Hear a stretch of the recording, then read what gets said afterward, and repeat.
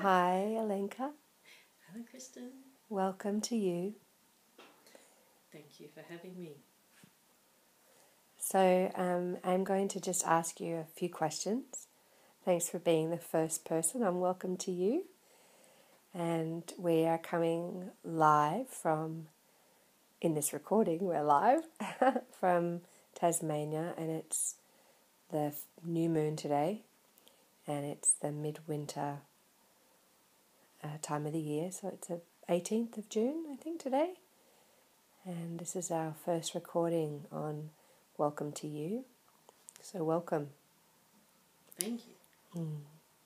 So first question is, where are you in your cycle?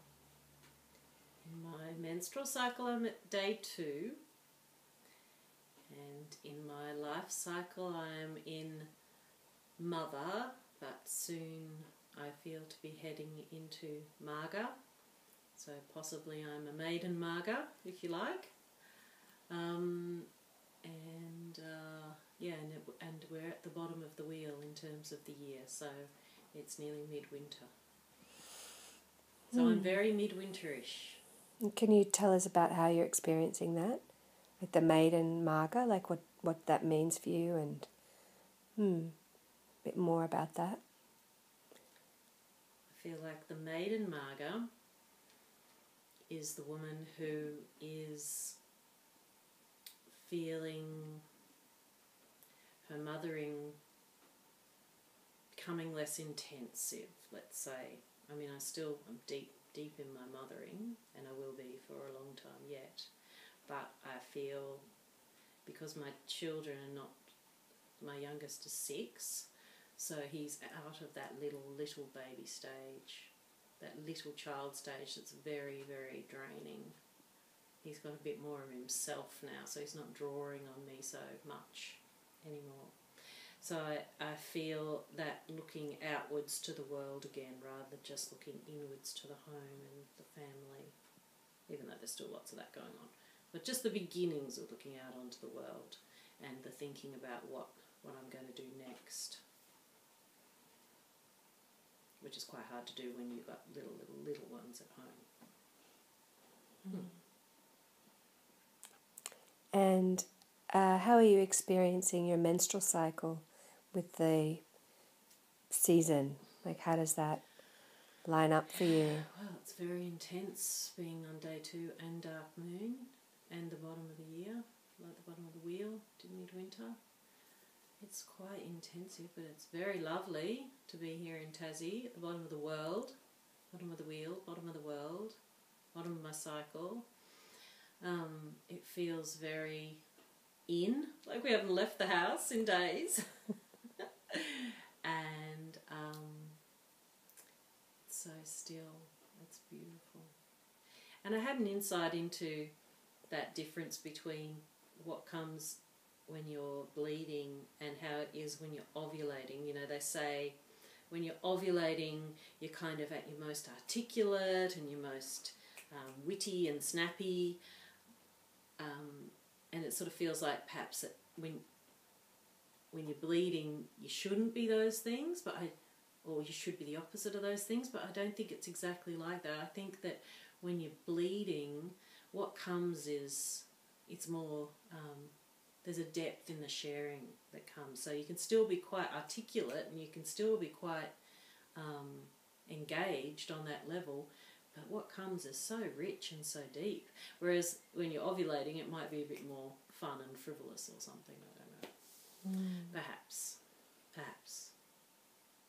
I think every quarter, every cycle, it's all creative. It's just different versions of creative energy. But I think there's a huge amount of wisdom in the bottom of the cycle there, where you're bleeding and it's dark moon and it's winter and all those things, to just rest. There's a huge amount of wisdom in rest and letting things go and putting your work in a drawer for 3 years and letting it percolate before you bring it out again, like resting the meat when you make a steak, just letting it sit there for a bit. Something brings something out. which is not something that's generally honoured in our society, especially not for women. And how does that relate to some of the work you've been, ruminating on, like with the night? Do you think there's a relationship? Well, yeah, I mean, we do the cycle, we do the whole moon cycle every day, or a whole year cycle every day if you want to. You can put those wheels on top of each other. And so the night wheel has its own flavour again, and I believe that there's a lot of work to be done in the night. There's lots of growth. Like babies literally grow while they sleep. And I think that once we stop growing physically, there's all this mental and emotional growth, that spiritual growth that goes on in the night.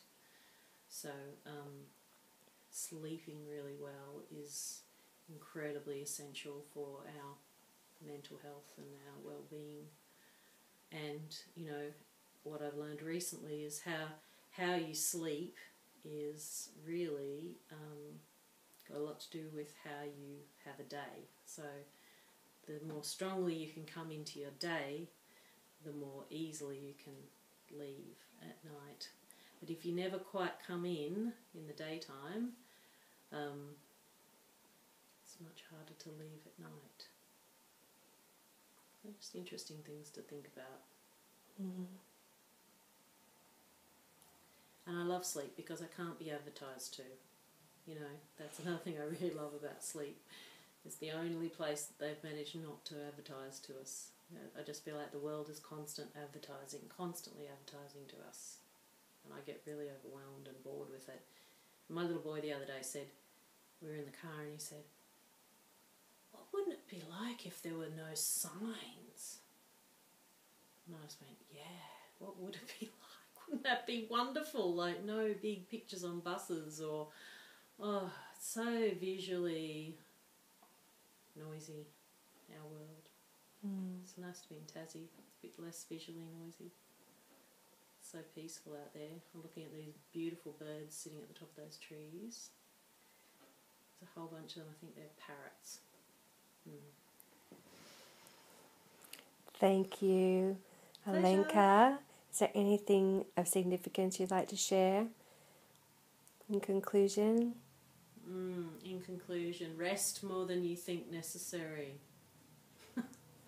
That's my wish for everybody. Rest and do nothing more than you think necessary. I think it's the medicine the world needs right now.